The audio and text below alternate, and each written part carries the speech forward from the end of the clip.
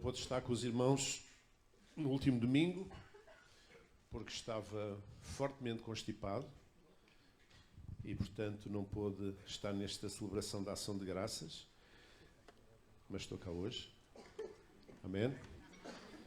E sei que metade da igreja tem estado constipada ou com gripe. Enfim, é a fruta do tempo, como se costuma dizer. Mas estamos aqui hoje. Estamos no primeiro domingo de 2026. É um domingo especial, por várias razões, e uma delas é essa, é que hoje é o primeiro dia do resto das nossas vidas, ou pelo menos do resto deste ano, não é? E eu gostaria de partilhar uma palavra de Deus convosco. Eu vou pedir para ficarmos de pé, vai aparecer ali. Peço que me acompanhem fazendo esta leitura, Eclesiastes capítulo 3, versículos 1 a 8. Esta leitura responsiva. Eu vou ler o primeiro versículo, vocês leem o segundo, como habitualmente, até ao final. E diz assim o nosso rei Salomão: tudo tem o seu tempo determinado e há tempo para todo o propósito debaixo do céu. Há tempo...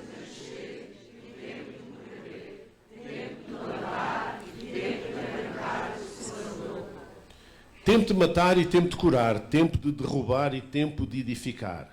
Tempo de chorar, tempo de rir, tempo de atacar e tempo de abraçar. Tempo de espalhar pedras e tempo de ajuntar pedras, tempo de abraçar e tempo de afastar-se de abraçar. Tempo de chorar e tempo de rir, tempo de atacar e tempo de abraçar. Tempo de rasgar e tempo de coser, tempo de estar calado e tempo de falar.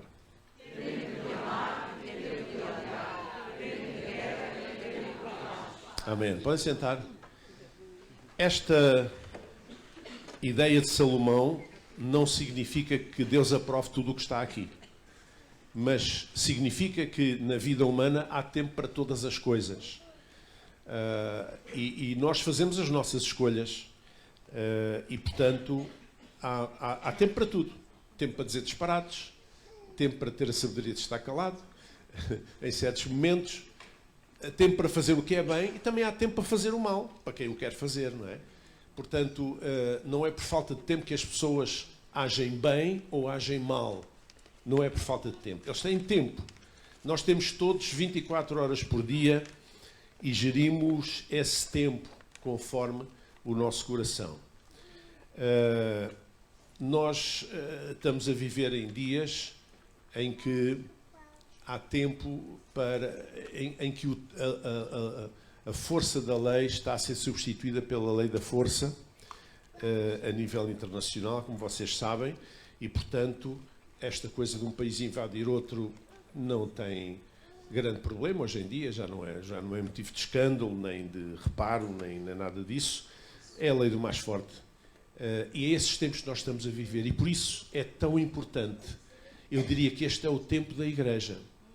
Porque a Igreja tem um papel principal, ensinar às pessoas que são chamadas para amar uns aos outros com o amor de Jesus e até amar os nossos inimigos e portanto, fazermos o bem, imitarmos Jesus.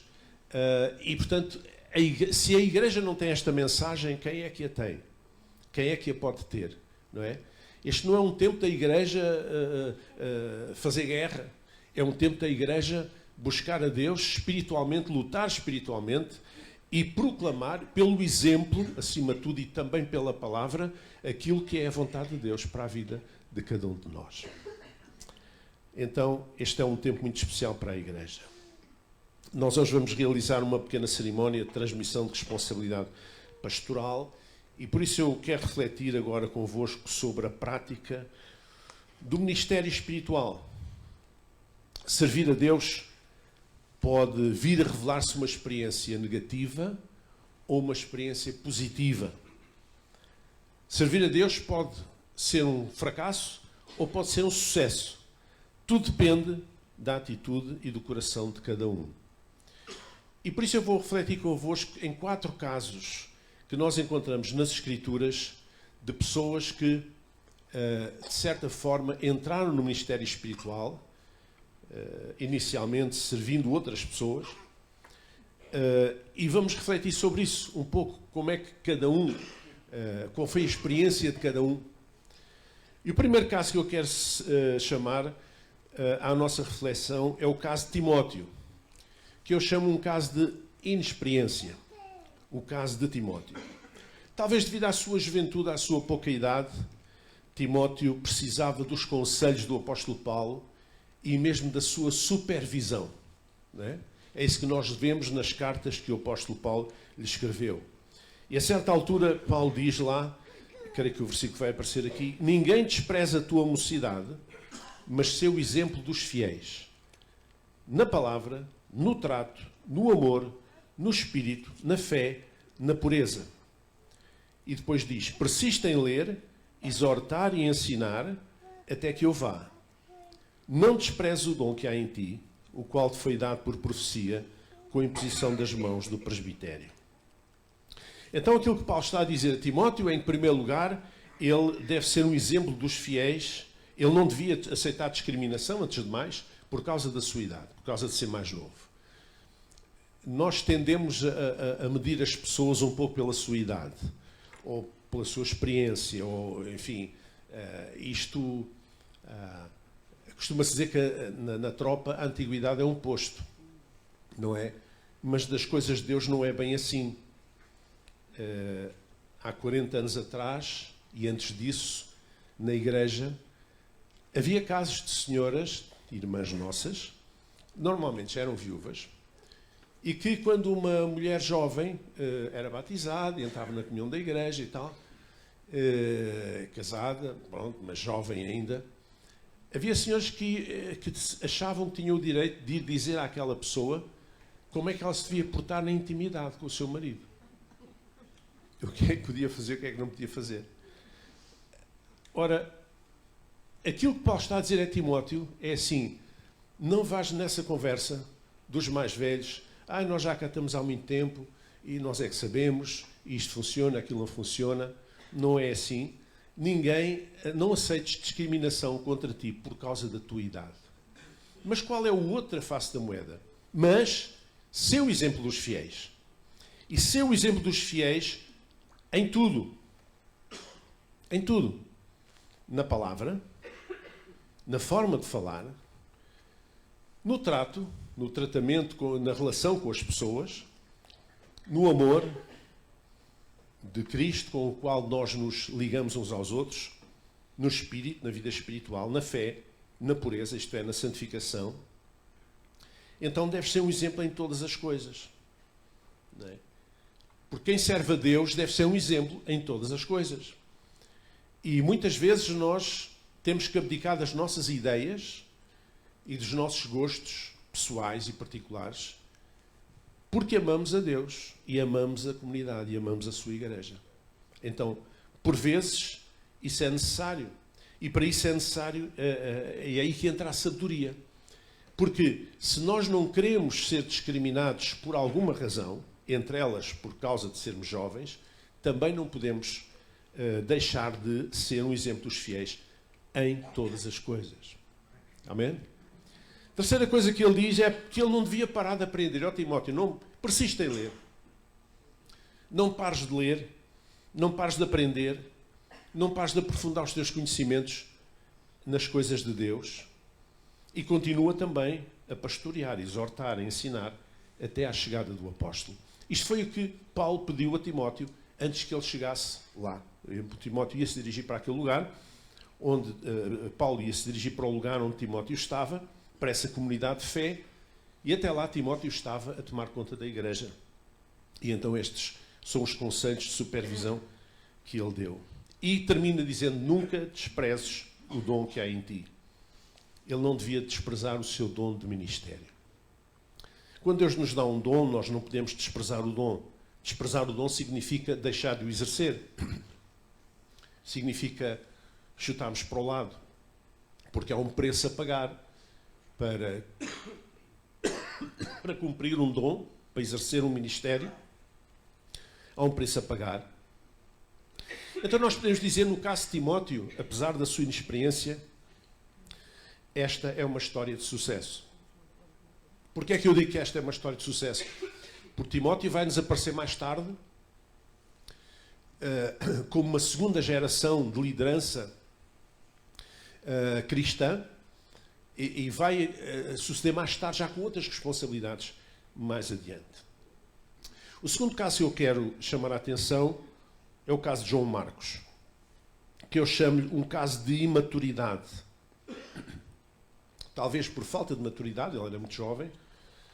João Marcos tinha ido com Paulo e Barnabé na sua primeira viagem missionária, e estas viagens missionárias não era ir ali a Palmela e vir no mesmo dia, não. Eram coisas que era preciso preparar com muitos meses, com muito tempo. Porquê? Porque estas viagens eram feitas por terra e por mar. A parte mais rápida era feita por mar. Os romanos dominavam o mar Mediterrâneo, o Império Romano estendia-se à volta do mar Mediterrâneo, e por isso eles chamavam o nosso mar, o mar é nostro, e havia navios constantemente a curvar, a cruzar os portos do Mediterrâneo, a transportar tropas, a transportar mercadorias, a transportar passageiros, enfim, tudo aquilo que fosse necessário. E a outra parte era feita por terra. E por terra era sempre muito mais difícil. Porquê? Porque não havia estradas assim como há hoje. Nós vamos ao Porto no instante, uma estrada fantástica, na autoestrada. Naquela altura havia umas estradas romanas, não cobriam todo o Império, mas tinha que se passar por muitas regiões, às vezes pantanosas, onde havia o risco das febres, paludismo talvez. Peço desculpa.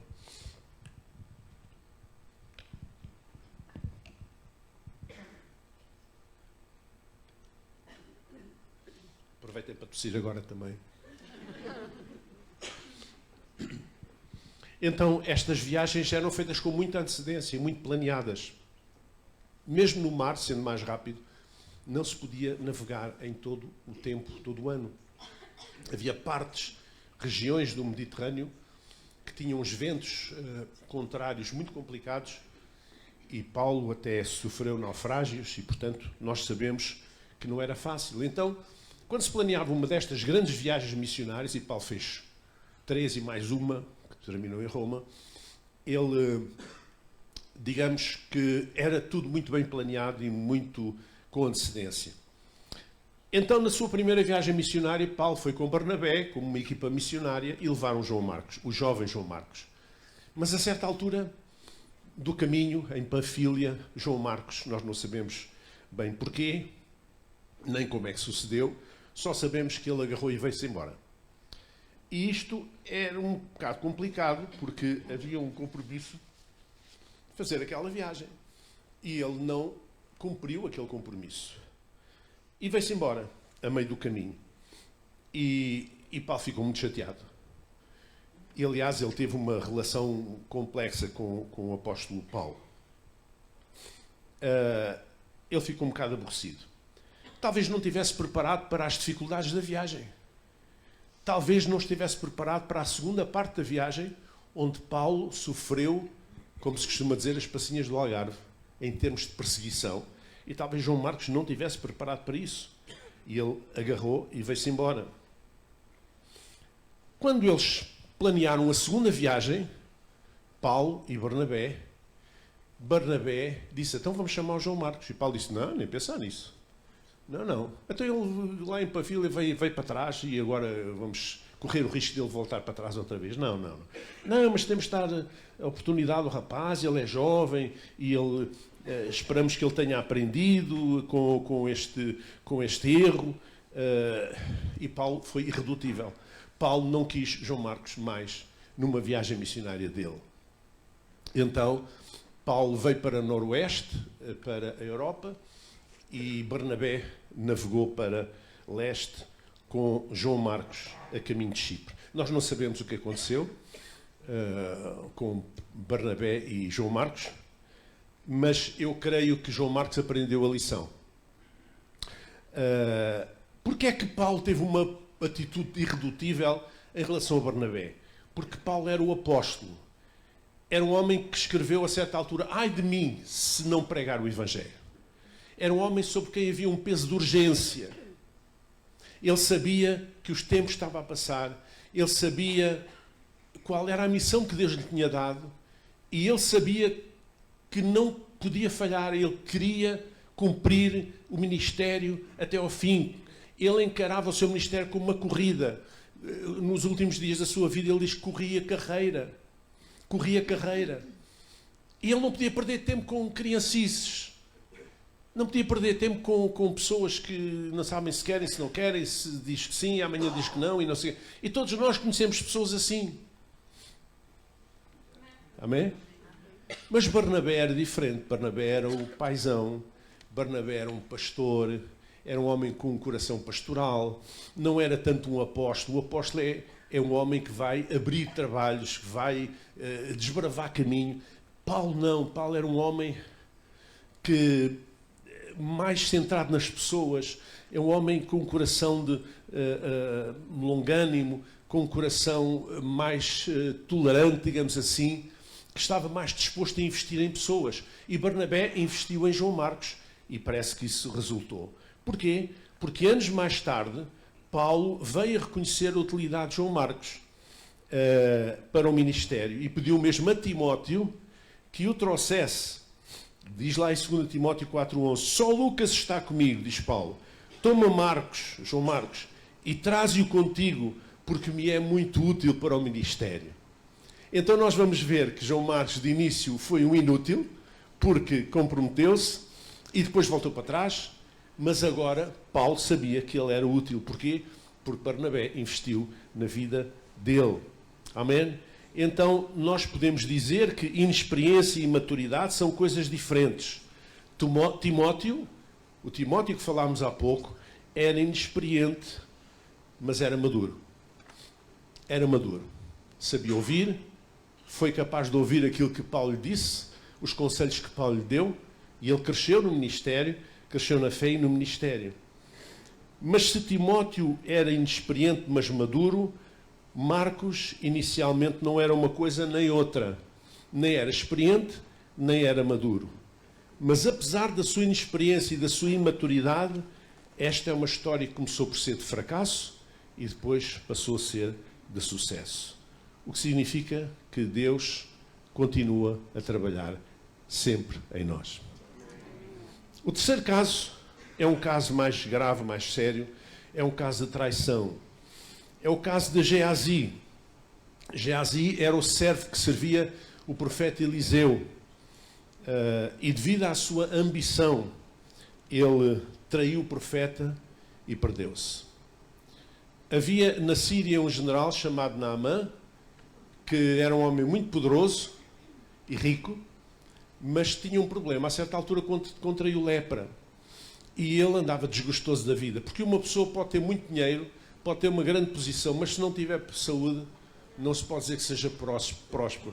Não serve para muito. Mas ele tinha lá na sua casa, nos seus criados, entre os seus escravos, tinha uma menina, uma adolescente judia. E a certa altura ela compadeceu-se do homem e disse: olha, Naamã, lá na minha terra há um homem de Deus, um homem abençoado, chamado Eliseu. Ele é um profeta. E ele tem feito vários milagres pelo poder de Deus. Porquê é que nós não vamos lá, agarramos e vamos lá? Pode ser que ele te consiga curar do teu problema, da tua lepra. E Naamã acabou por aceitar. E eles viajaram até onde estava Eliseu. E o Naamã foi ter com Eliseu. E explicou-lhe a situação. E Eliseu disse: olha, vamos fazer assim. Tu vais ali ao Rio Jordão e vais-te mergulhar 7 vezes. E depois serás curado à 7ª vez, quando saís das águas. O Naamã não gostou da ideia. Ele disse: eu tenho rios muito mais limpos lá. na minha terra, na Síria, do que aqui. O Rio Jordão águas são sujas, são lamacentas. Eu ainda estou para tentar descobrir porque é que há tanta gente que faz questão de ser batizado no Rio Jordão, quando a gente aqui no Rio Sado, águas tão maravilhosas, não é? Mas depois a tal escrava, a tal jovem, disse: oh, mas não perdes nada já que estás aqui, porque é que não vais lá, faz isso? E quem é que diz que Deus não te cura? E o bom do Naamã lá foi ao rio, mergulhou uma vez, 2 vezes, 3 vezes, tal. E à 7ª vez, quando ele se ergueu, a Bíblia diz que a sua carne era como a carne de uma criança. Ele estava curado da lepra. Então Naamã ficou tão agradecido, tão satisfeito, que ele foi ter com o profeta Eliseu e disse: olha, está aqui estas roupas caríssimas, finíssimas, que não era possível, só os ricos, muito ricos, podiam comprar. Está aqui esta prata, não sei o quê, eu quero-te abençoar. Mas Eliseu disse: não, obrigado, eu agradeço o gesto, mas eu não vou aceitar nada. Muito obrigado, fico feliz, tal. Pronto, posso ir embora. E o Naamã ficou um bocado triste, mas foi-se embora. O Geazi, que tinha assistido à conversa, ficou escandalizado. Disse: mas porquê é que o profeta não aceita? Então, às vezes, nós temos problemas, temos dificuldades financeiras. Eu sei que o profeta, às vezes, tem dificuldades, porque isto era um pezinho de meia, porque é que não havia de aceitar? Bom, e depois, mais tarde, Geazi foi a correr atrás da comitiva do Naamã, que via de regresso à Síria, e foi ter com ele e foi dizer, mentindo: olha, o meu senhor, o profeta, ele mudou de ideias. Ele afinal sempre quer aquilo que tu lhe queres dar. Ele agradece. E o Naamã ficou contentíssimo, pensou que era verdade, ficou contentíssimo e disse: ok, maravilha, ainda lhe deu mais do que aquilo que tinha pensado dar inicialmente a Eliseu. E então deu pratas e um monte de coisas a Geazi. O que é que fez Geazi? Foi para casa e escondeu aquilo tudo. No dia seguinte, Geazi foi ter com Eliseu e Eliseu disse: onde é que tu estiveste ontem? E ele chutou para canto. Ontem, não estou a ver, então fui a casa e tal, não sei o quê. Não. Olha, deixa eu ver aqui. Mentiu novamente. Então Eliseu disse: por acaso não fui contigo em espírito quando aquele homem voltou do seu carro ao teu encontro? E depois disse: era este o momento para receberes prata e roupa, olivais e vinhas, ovelhas e bois, servos e servas? Então, na sequência disso, Geazi ficou leproso. Ou seja, o mal que estava em Naamã passou para Geazi. Porquê? Porque os milagres de Deus não podem ser comprados. Os milagres de Deus, os servos de Deus não exercem o seu ministério em busca de recompensas terrenas. E não falta aí hoje, no mundo, quem funcione com esta lógica. Você quer uma oração? Então vá lá dar uma oferta primeiro e depois então vem cá para nós orarmos. Então tem que fazer isto, não sei o quê. Tem que fazer uma promessa de não sei quantos, ofertas de sacrifício, não sei quantas vezes e coisas. E até pedem para a televisão e tudo. Vendem as bênçãos de Deus. Esse é o espírito de Geazi. Então esta é uma história de claro fracasso. Geazi falhou completamente no seu papel. Falhou completamente no seu ministério. Apesar de estar ao lado de um grande homem de Deus. E o último caso que eu quero citar é justamente o caso do profeta Eliseu, que também tinha sido alguém que tinha estado ao lado de outra pessoa, neste caso ao lado de Elias, do grande profeta Elias. E este é um caso de sucesso. Ele honrou o legado de Elias, Eliseu honrou o legado de Elias e acabou por atuar em Israel durante mais de 60 anos. E eu acho que o seu sucesso deve-se sobretudo a 3 coisas. Poderá haver outros fatores, mas eu queria realçar 3 coisas. Primeiro, ele serviu com lealdade e respeito à liderança de Elias. Portanto, Eliseu serviu sempre com lealdade e respeito à liderança de Elias. Nós não vemos nenhum caso relatado nos livros históricos do Antigo Testamento que digam o contrário, como, por exemplo, foi o caso de Geazi. Não encontramos. Ele sempre esteve ao lado de Elias. A segunda razão, porque ele foi muito abençoado e teve um ministério de sucesso, é porque quando chegou a hora dele, ele desejou mais de Deus. Amém? Tanto que ele pediu a Deus porção dobrada do Espírito que estava sobre Elias. Né? Ele não quis apenas manter as coisas ou ficar por ali. Não, ele não queria apenas um lugar. Ele não queria apenas uma posição. Não, até porque servir a Deus não é uma posição de poder, é uma posição de serviço. É um lugar de serviço. Mas ele desejou ver porção dobrada do Espírito que estava sobre Elias, o seu Senhor. E Deus lhe concedeu. E finalmente, Eliseu soube manter um espírito humilde. Quanto mais Deus nos abençoa, mais nós precisamos de ser humildes. Mais nós precisamos de constantemente sondar o nosso coração para ver se há nele algum caminho mau. Não é? Como diz o salmista. Precisamos de olhar para dentro de nós mesmos. Por vezes não é fácil. Nós habituamos tanto a olhar para as outras pessoas que esquecemos às vezes de olhar para nós mesmos. Mas a Bíblia ensina, cuida de ti mesmo e da doutrina. De ti mesmo, em primeiro lugar. Como os irmãos souberam há um mês atrás, estiveram aqui presentes, se não todos, uma boa parte, nós celebramos 40 anos de ministério. E eu gostava de partilhar convosco 4 pessoas que foram muito importantes na minha vida e no meu ministério, ou seja, na minha formação como pessoa e como ministro do Evangelho. Mas desde já digo que estas 4 pessoas foram referências para mim, algumas pela positiva, outras pela negativa. Porque nós aprendemos das duas maneiras. Por vezes nós olhamos para uma pessoa, a sua maneira de falar, a sua maneira de pensar, a sua maneira de interagir com as outras pessoas e nós dizemos, gostava de ter a graça desta pessoa, gostava de... Não é? E olhamos para outras pessoas e vemos exatamente o contrário. Vemos pessoas que não temos prazer em estar com elas, em conversar com elas, não nos acrescentam nada, são pessoas quesilentas, são pessoas eternamente desconfiadas, são pessoas sempre com problemas. E nós pensamos para nós mesmos, eu não quero ser nada assim. Eu não quero ser assim. Há pessoas, eu conheço casos de pessoas filhos que o grande medo que têm na vida é de virem ser parecidos com os pais. É estranho dizer isto, não é? Mas eu conheço casos assim. Eu conheço um caso, por exemplo, em que um filho diz, o meu maior receio é que eu acabe por ser igual ao meu pai, no feitio. Isto é triste, não é? Quer dizer que o pai é uma referência negativa para aquele filho, quando deveria ser uma referência positiva.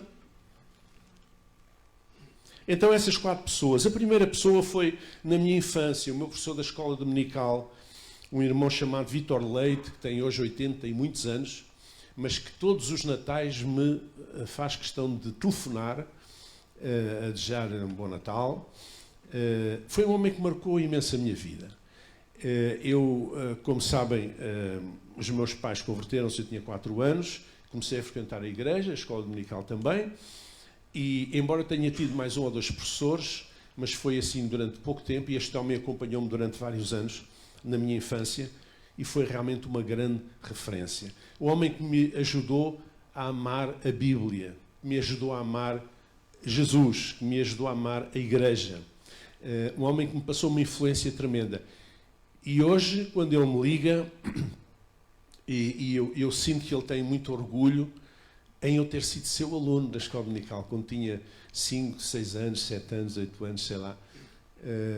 E outros colegas meus, que ele, ou que estão no ministério, ou que são pessoas relevantes, e ele tem muito prazer nisso. Então este homem ajudou muito na minha vida nesses aspectos. Mais tarde, no serviço militar, eu fiz a minha recruta de infantaria e depois fui para Sacavém, para o quartel de Sacavém, e eu fui indicado, eu era fiel, e fui indicado para trabalhar com o capitão, vou chamar Capitão M.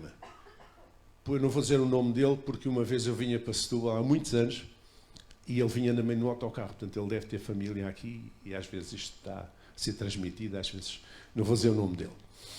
Então aquele homem parecia um urso, um menhir, era um matulão, um matacão, com cara de poucos amigos. E os meus colegas, quando souberam que eu ia trabalhar com ele, quer em duas áreas distintas, e disseram-me: "Epá, estás lixado, pá.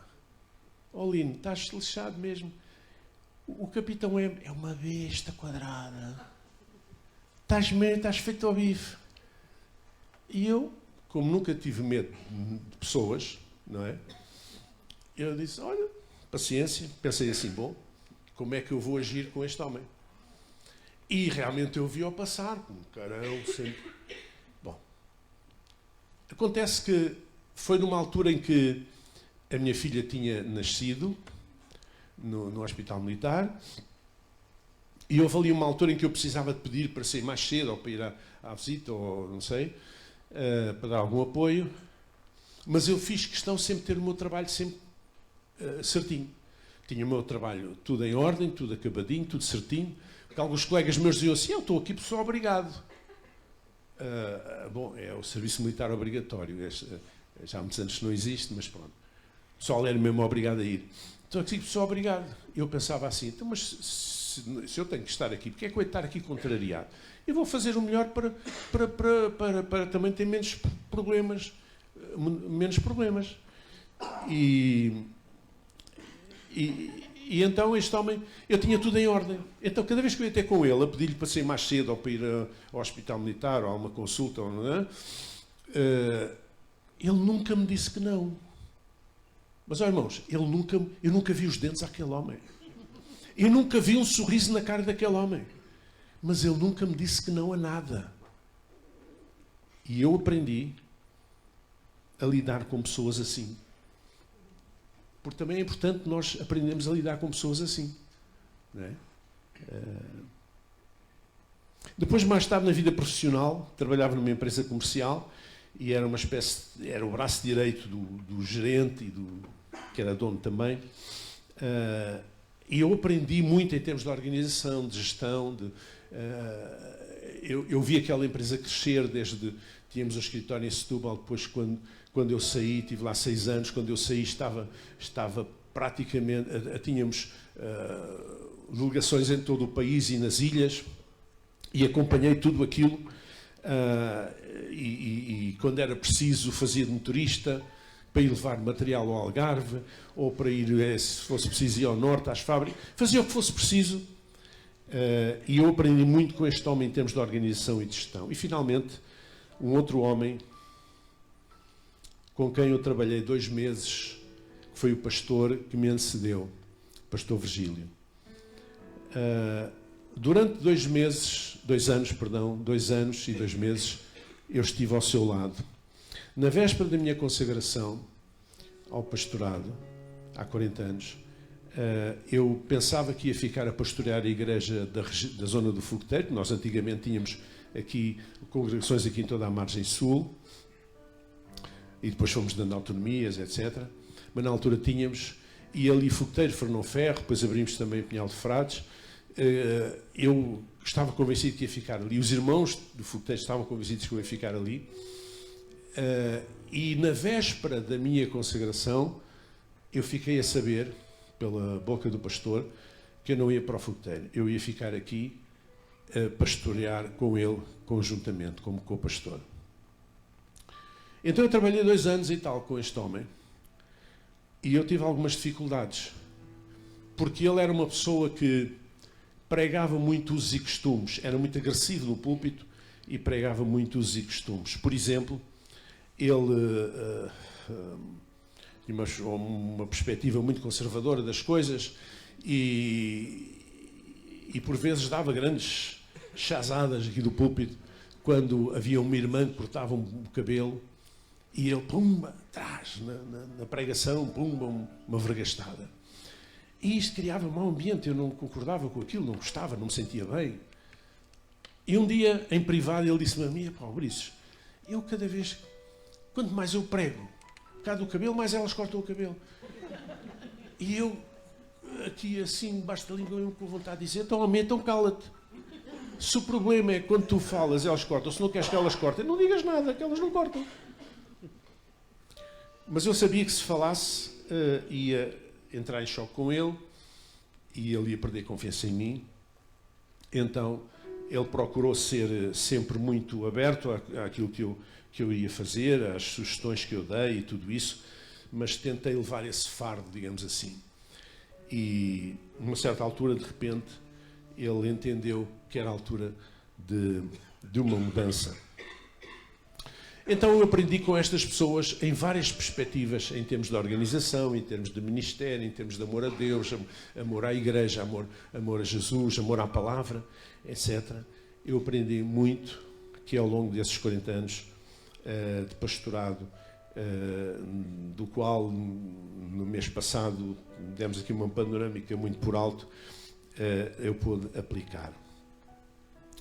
E portanto, como eu disse também, nós ao fim de 40 anos, nós sentimos-nos bem, temos saúde, graças a Deus, podíamos continuar, porque eu sei que os irmãos nos amam e nos respeitam e nos querem bem, mas eu entendo que o melhor para a igreja é uma mudança, uma injeção de sangue novo na liderança. E portanto, a partir de hoje, o pastor Nuno vai assumir a responsabilidade pastoral, ficando nós como pastores conselheiros, com algumas responsabilidades ainda durante algum tempo. Mas eu quero que os irmãos saibam uma coisa. Nós somos pessoas muito diferentes. Basta olhar para ele e para mim para ver, não é? Desde logo na idade. Somos gerações completamente diferentes. Não sei se têm a noção, mas ele é mais novo que a minha filha, Filipa. Portanto, já estão a ver aí que há uma diferença de idades realmente muito grandes. E isso tem um significado muito, muito grande. Depois, na história de vida também. A história de vida dele, da família dele, é diferente da minha história de vida, da história da minha família. É o que é. E também na história de fé, porque enquanto eu me converti aos 4 anos, ele converteu-se já jovem. E já nos anos 80, creio eu, por aí. Estava a nascer. Estavas a nascer? 2000, aí. Bom, eu quando assumi o pastorado, há 40 anos, coincidiu mais ou menos com a entrada de Portugal na Comunidade Económica Europeia, que celebrou agora 40 anos. Então, eu fiz uma série de coisas, quer dizer, para já pregava de forma diferente e não estava cá a pregar usos e costumes e cabelos e essas coisas e brincos e cenas dessas. Eu pregava a palavra. E isso fez diferença, e também iniciativas de organizar a igreja, etc. Então havia irmãos que me chamavam o pastor da CEE.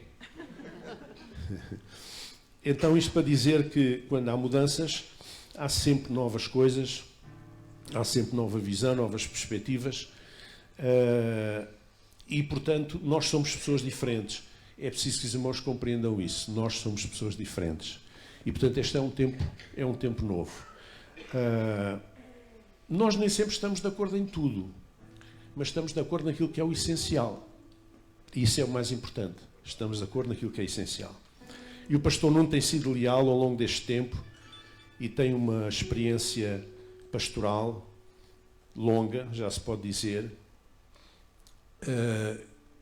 e certamente vai ser uma bênção, como tem sido até aqui, vai ser uma bênção ainda maior, e nós estamos cá para apoiar, não é? Nós estamos cá para apoiar. Nós não nos vamos embora, nós vamos continuar na igreja.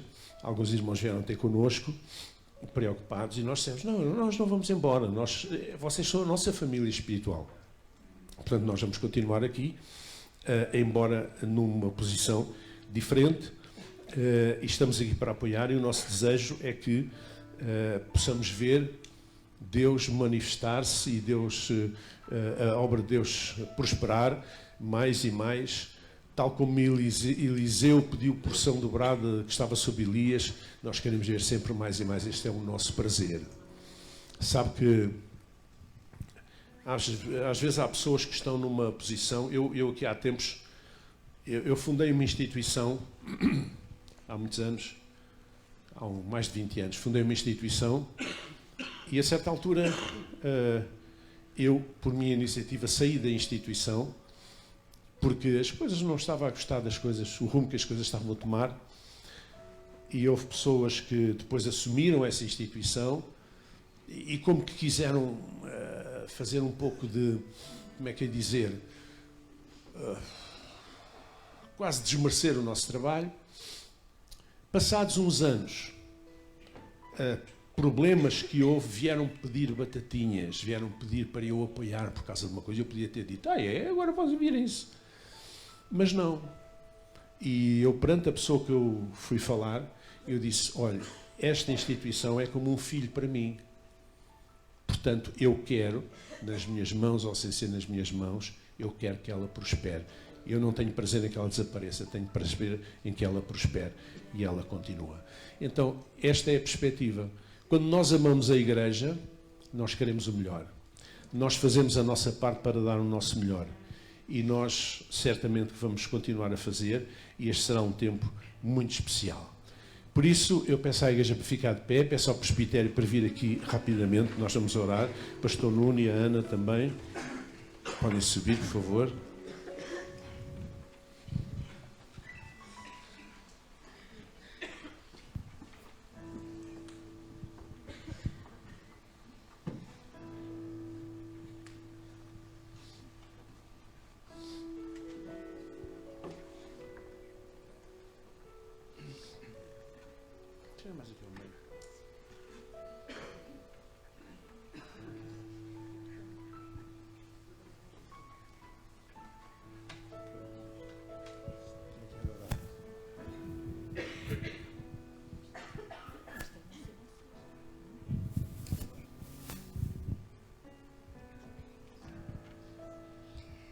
Senhor, às vezes nós não sabemos o que dizer em certas circunstâncias da vida. O que é que se diz perante isto e perante ti? Cuida deles. Que o teu Espírito esteja sempre presente nas suas vidas e que eles possam ser sensíveis à voz do teu coração. Que eles possam amar incondicionalmente as pessoas, que possam servir em alegria, e que quando não tiverem sejam tão felizes como quando têm. E que o teu amor possa ser um marco da sua história de vida contigo, com a Igreja, com esta cidade, porque vai ser abençoada por esta Igreja. Ela é abençoada. E nós amamos Setúbal e queremos que esta Igreja seja uma luz bem forte nesta cidade. Traz, Senhor, sonhos, projetos e traz, sobretudo, pessoas sinceras para os ajudar. Gente fiel, gente fixe, para que eles possam fazer o seu ministério com sucesso, mas que tu estejas sempre presente, no nome de Jesus e para a tua glória. Amém. Amém. Amém.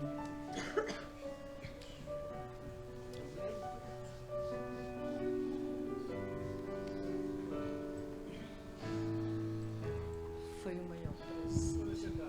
Amém.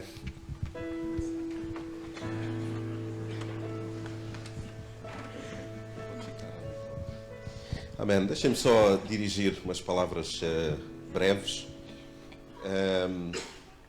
Sabem, quando nós ouvimos alguém que está a falar mal de outra pessoa, isso fala mais sobre a pessoa que está a falar mal do que a outra pessoa. Nós percebemos isso. Mas também quando alguém elogia ou quando alguém tem um avanço na direção do outro, isso também fala muito sobre a pessoa em si. Então, todo o percurso que o pastor Briços e a pastora Suzete fizeram connosco, primeiramente comigo, depois também com a Ana e depois connosco os dois, é alguma coisa que revela muito o coração deles e o caráter deles. Então, quando nós dizemos que os amamos e que eles são uma referência na nossa vida, não é só protocolo. Nós não dizemos apenas no púlpito ou quando temos essa oportunidade, nós dizemos pessoalmente, em privado, por mensagens, em viva voz, porque eles são muito importantes para a nossa vida. E não faria sentido nós fazermos uma transição que fosse um rompimento. O papel deles irá mudar, mas na nossa vida... Desculpem.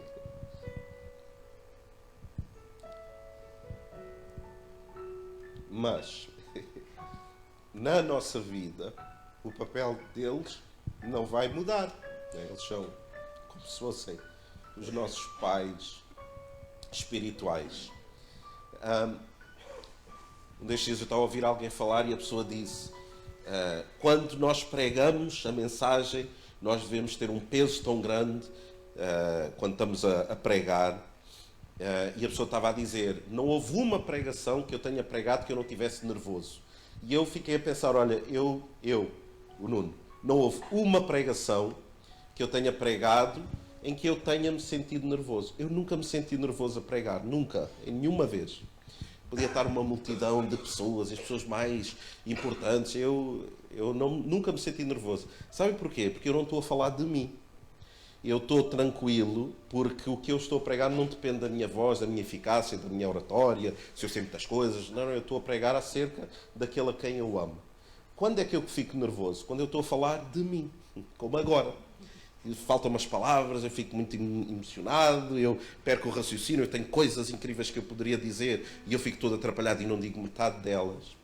Mas, uma coisa é certa, esta igreja acolheu-me de uma maneira muito especial. Porque quando eu vim para aqui, eu vim num período sabático, eu não era para ficar aqui nesta igreja, eu vim aqui para sarar algumas feridas, ter um tempo diferente e para estar perto do pastor Briços. Ele estava a acompanhar também num processo que eu estava a passar. Mas uma das coisas que me fez depois ficar, eu depois decidi que ia ficar, foi que eu aqui não tinha currículo nenhum. As pessoas aqui, ninguém sabia quem eu era, praticamente. Eu lembro uma vez que uma irmã, não vou dizer o nome, não é o Capitão M, é a irmã X, que a primeira vez que eu preguei aqui na Jubileu, e ouçam, eu já prego há 25 anos, o que dá 1300 domingos. Ou seja, são Vocês não ficaram impressionados de eu fazer as contas assim? Eu fui à internet ver, para vos impressionar. 1300 domingos. Ou seja, como eu preguei muitas vezes, 2 vezes por domingo, dá 2600. Ou seja, já preguei muitas vezes. Muitas vezes. 25 anos a pregar. E a primeira vez que eu preguei aqui, houve uma irmã que lá em baixo chegou ao pé de mim e disse assim: jovem, o que já é um elogio, não é? Disse assim: jovem, eu gostei tanto, porquê que não pensa em fazer isso mais vezes? Ou seja, para ela, do tipo, devia ser se calhar a minha primeira vez, e ela veio-me dar força, do tipo: jovem, pronto, você se calhar tem futuro nisto aqui, de pregar e tal. Ou seja, eu senti-me tão acolhido pela simplicidade que as pessoas demonstravam para comigo. Eu senti-me muito amado, muito amado. Depois, quando a Ana decidiu também estar aqui, os irmãos receberam-na tão bem, e nós estamos muito felizes por estarmos neste passo tão especial, e nós contamos com cada um dos irmãos, está bem? Deixem-me só agradecer também a 2 pessoas que estão aqui, que é o pastor André, que está ali. Pode ficar de pé. Ele é um amigo pessoal já de há muitos anos atrás. Ele teve a oportunidade de plantar uma igreja comigo, foi o meu braço direito durante 10 anos e foi uma aventura boa. Obrigado por teres vindo. E é um filho espiritual também. É alguém que eu amo, literalmente como se fosse meu filho. E amo dessa maneira. Obrigado. O Nuno Santos também, o pastor Nuno Santos, pode chegar de pé também, foi alguém que eu tive a oportunidade de conhecer e depois tivemos a oportunidade de trabalhar juntos também. Ele foi o líder do Ministério de Casais da igreja que eu plantei, chamada CCLX, e ele fez um trabalho incrível lá e que eu acredito que os frutos perduram também e agora está noutras aventuras. É meu irmão da montanha também, dos legendários, e tem feito também um trabalho incrível aqui na nossa nação. Obrigado, Nuno, por estares aqui presente também. E é isso, nós queremos trabalhar, queremos continuar a abençoar-vos, a amar-vos e a sermos profundamente amados como nós nos sentimos também. E mais uma vez, obrigado aos pastores pela oportunidade também. Deus abençoe vocês. Posso orar por vocês? Está bem?